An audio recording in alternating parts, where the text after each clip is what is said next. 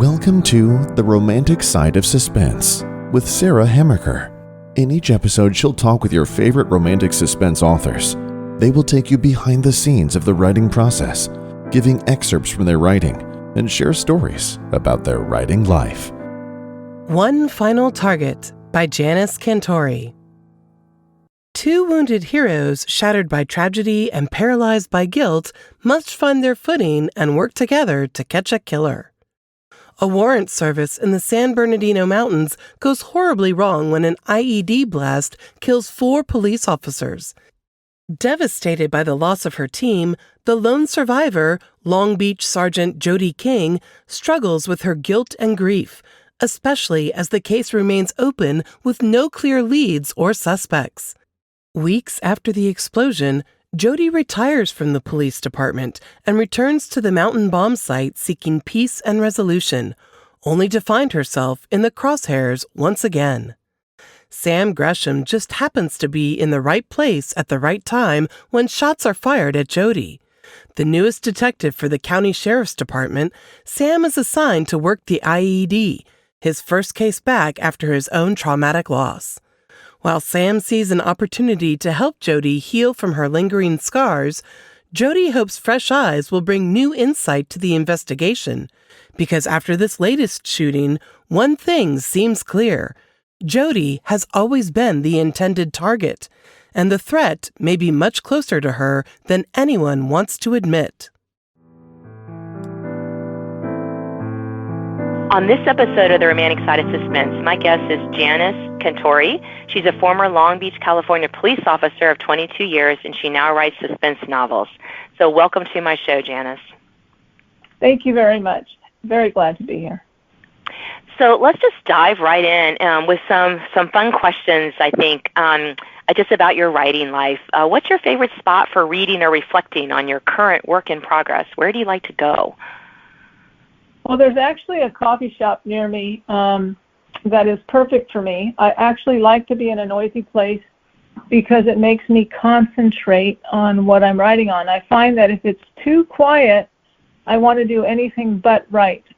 So I go to this coffee shop when it first opens. I sit down with a cup of coffee, open my computer, and that's usually where I do my best, most productive work.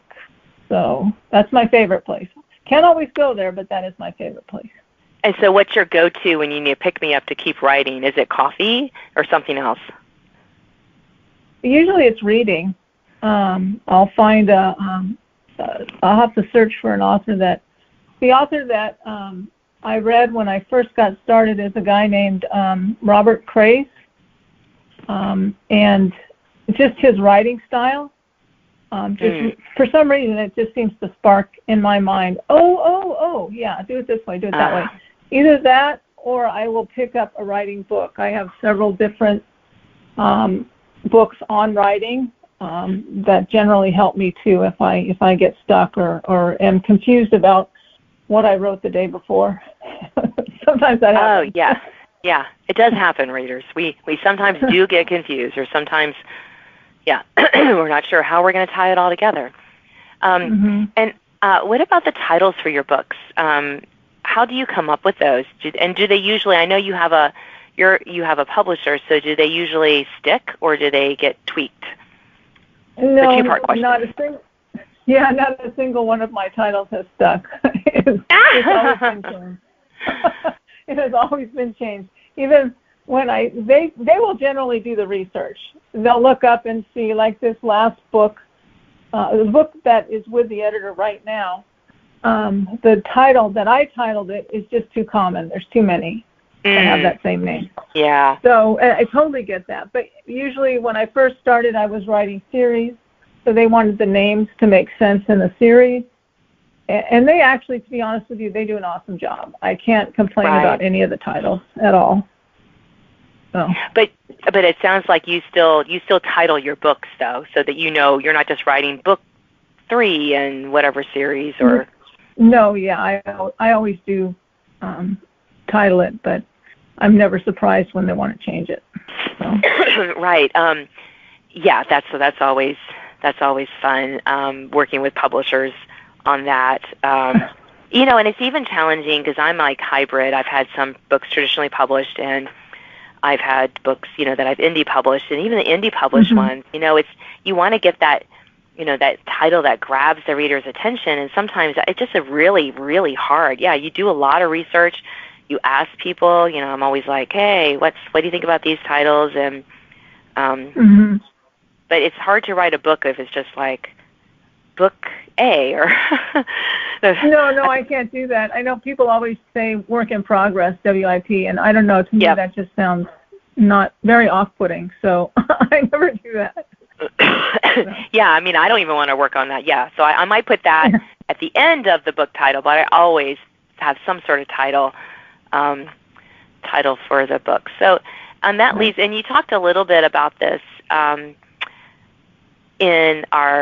when we did a Quick Takes interview on One Final Target, but the inspiration for your plots, how do you find that inspiration?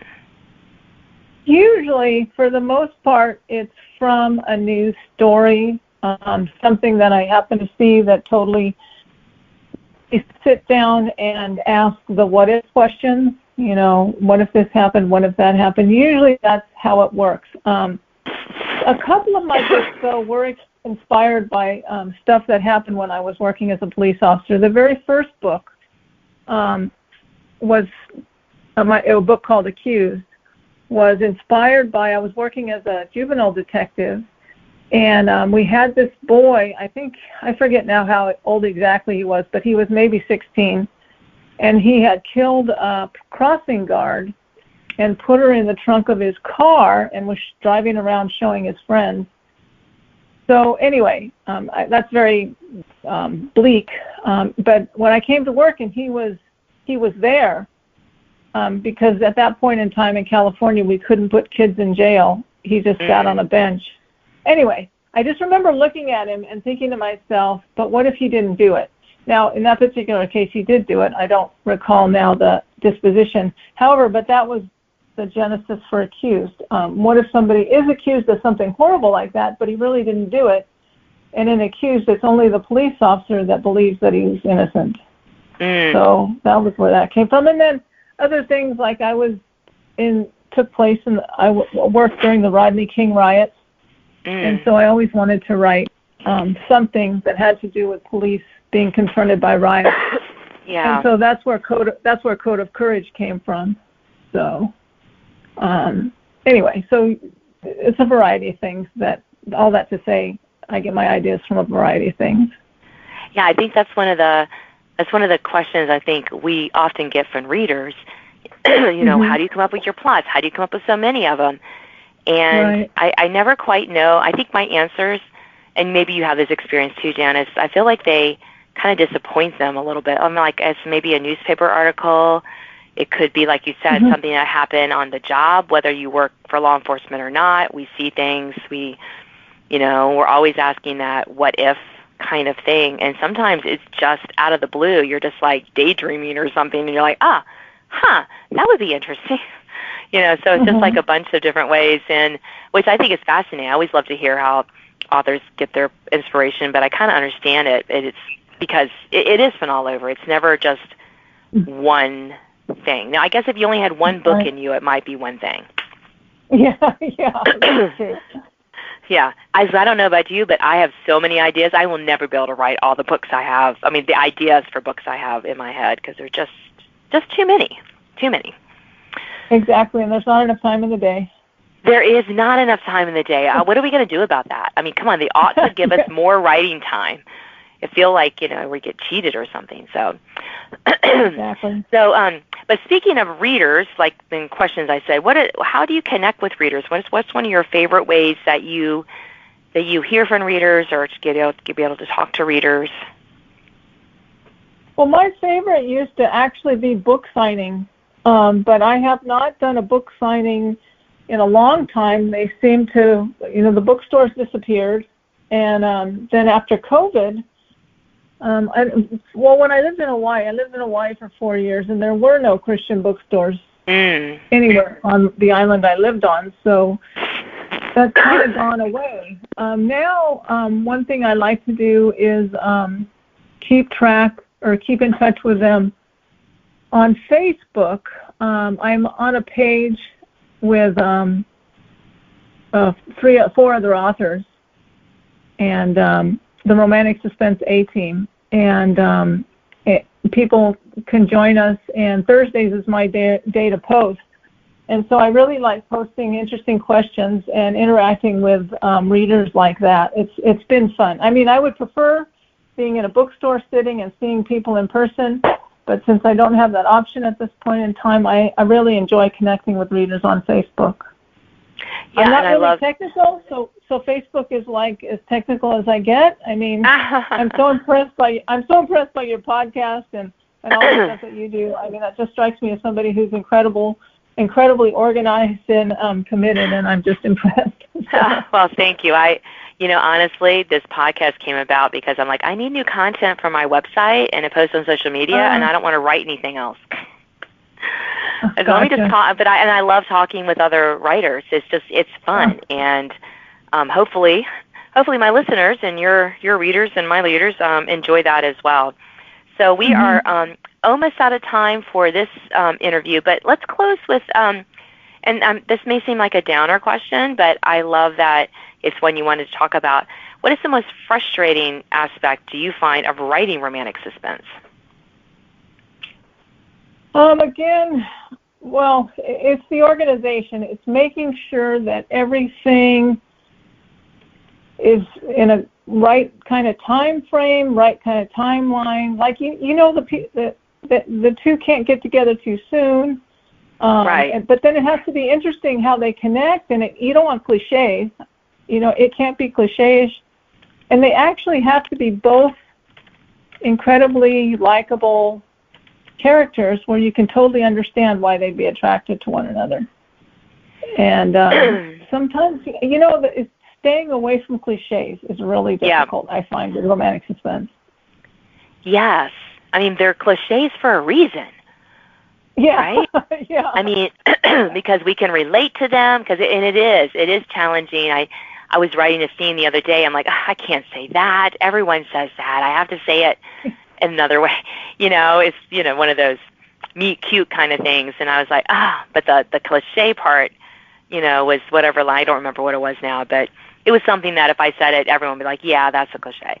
But it's hard to make it believable and, in all that kind of way that our readers like. So readers, when you read our books and you realize that we have very few cliches in there, it's because of our blood, sweat, and tears trying to get them to not have cliches. So exactly. But I do love the romantic suspense part of it, like you said, is that giving them the happily ever after part, which I really love about writing romantic suspense. Right. I get to add that. I love the mystery and trying to keep them guessing. I try not to reveal who's behind the danger and stuff until closer to the end, but I do love that happily ever after. Yeah. So, well, thank you for sharing on my show today, Janice. I really appreciate it. Thank you for having me. I appreciate that, Sarah. And it's been great to meet you and talk to you.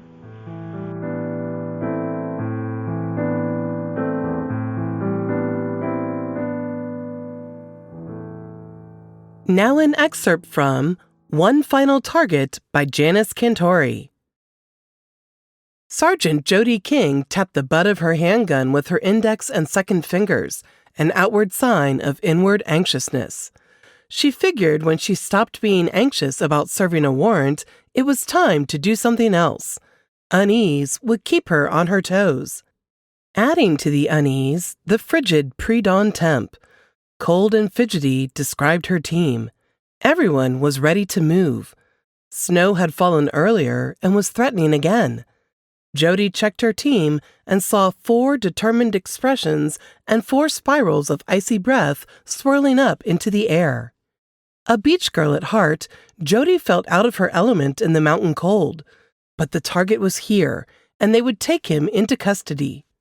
She and her officers, affectionately called RAT, an acronym for Recidivist Apprehension Team, were staged beside a vacant home on the west side of the target address. Paramedics were present just in case, and since they weren't in the city but in the county's jurisdiction, a deputy sheriff also stood by, monitoring the situation. "Ready?" she asked. "You bet, Chief," Tiny Peters answered first. At 6'5" and 250 pounds, the ex-football player held the universal key, the battering ram they'd use on the door. Convinced Jody would be chief one day, he never called her sergeant. Gail Schuyler nodded, her cop expression firmly in place. Tim Evers popped his bubble gum as a way of saying yes. Gus Perkins gave his trademark thumbs up. Of course they were ready. Rat consisted of the best of the best. Jody would accept nothing less. She ignored the hitch in her thought process that reminded her they were one day early and one man short. Proper planning would compensate for the change. Time to go. All right, let's do it. Jody moved her people as a unit from the staging van across the neighboring yard to the overgrown, completely unkempt front yard of their target. She and Gus trotted to the left side of the door. Tiny stepped to the right side. Schuyler and Evers were the entry pair. Tiny gave the announcement. "Norman Hayes, Long Beach PD. We have a warrant. Open the door." He repeated the phrase twice more. No response. One practice swing and the door splintered apart, leaving a gaping opening. Schuyler and Evers, weapons at the ready, moved in first, going left. Jody and Gus were directly behind them, moving right. In short order, the efficient twosomes cleared the small 2-bedroom, 1-bath mountain cabin. Jody took a breath as disappointment hit like a punch. This was supposed to be a sure thing. Norman Hayes had 2 felony warrants out of Long Beach and numerous connections here in San Bernardino. Besides her confidential informant, the sheriff's office had confirmed Hayes was living in the house. Holstering her weapon, Jody surveyed the living room, conscious of a few odd things. The smell of fresh paint, the warmth of the room from a heater, and the neat and tidy nature of the inside. While the outside of the house was obviously neglected, the living room was decidedly minimalist and even cozy. "See what you can find. I can't believe Jukebox was so completely off." "I don't know why you have so much faith in Juke," Gus said as he walked into the kitchen. "He's too many fries short of a Happy Meal." "But he's from here and he hears things." Jody frowned as she looked at the cozy room. Someone has been living here, and recently. Glancing at Gus, she saw dismay on his face. "What do you see?" "Coffee is warm." "Shower's wet," Schuyler called from the bathroom. Tiny stopped his progress toward the back of the house, cocking his head, listening. He and Jody both circled back and ended up at the front door. Jody put her hand on her service weapon. "He must still be here. What did we miss?" She looked up, wondering about an attic. A loud click sounded in the kitchen, like a big switch being pulled. This was followed by a hissing of released air or gas. Gus looked down at his feet, then raised his head, eyes wide. Jody turned toward Tiny and saw a look of absolute horror on his face. "It's a trap! Everyone out!" Tiny grabbed Jody by the shoulders. She resisted, wanting more of an explanation. In a split second, he physically lifted her up and carried her out the door. "What?" The question died in her throat as Tiny literally threw her into the yard. "Get clear!" he yelled as he strode back into the house, calling for Gail and Tim to get out. Momentum from Tiny's toss propelled her across the yard, but Jody couldn't flee. "I have to save my friends." Catching her breath, she rolled to her feet and pivoted to go back in. Too late. The horrific boom of the blast obliterated Tiny's yells and exploded chaos in Jody's frantic thoughts. A punch of hot air, much stronger than Tiny, lifted her from the ground as if she were a rag doll and pitched her across the yard again. Jody's stomach lurched, her eardrums popped, and pain screamed up her right arm as it took the full force of her landing, the thin layer of snow doing nothing to cushion her fall. All around, the sky rained flaming debris. Scrambling to her left side, she pushed herself to her knees, ignoring the bits of jagged glass abrading her palm. The house she'd just been inside became a fireball. Heat hit her face in a wave, and Jody watched in horror as angry flames consumed the house and her co-workers. Staggering to her feet and holding her good arm in front of her face to shield it from the heat, she stumbled toward the inferno, screaming for Tiny, Gus, anyone. Voices clamored behind her. "Sergeant King, get back! Get back!" Someone grabbed her. My guys! They're still in there!" She tried to pull away, but the arms were too strong. "No one could have survived that blast," the voice said as the man dragged her back. Another explosion rocked the house, and a wave of searing, noxious heat rolled over them. The foul smoke from the burning log home brought hot tears that stung her eyes.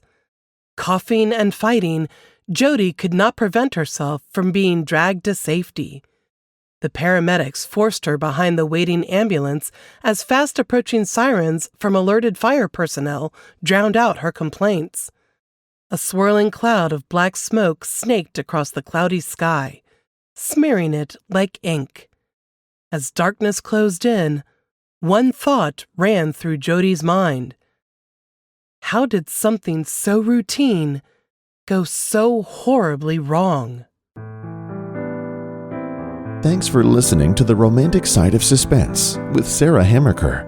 If you enjoyed this episode, please leave a review. You can sign up to receive notifications of upcoming podcasts and listen to previous editions at sarahhammakerfiction.com.